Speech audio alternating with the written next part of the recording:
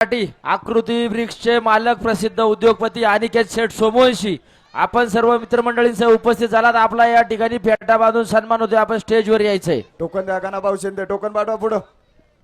त्याचप्रमाणे शशिकांत चिमनराव बालेराव साहेब आपला सुद्धा या ठिकाणी सन्मान केला जातोय. आपण स्टेजवर यायचंय.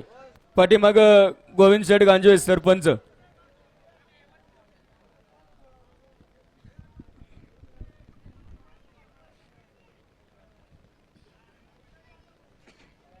जामदारा बारीचा कांडवीज फुटवणे का या बारीचा कांडवीज फुटवणे प्रेक्षक मंडळी लेखनिक मंडळी नोंद घ्या. सकाराम शेठ सर्जीने सर्वांचं स्वागत.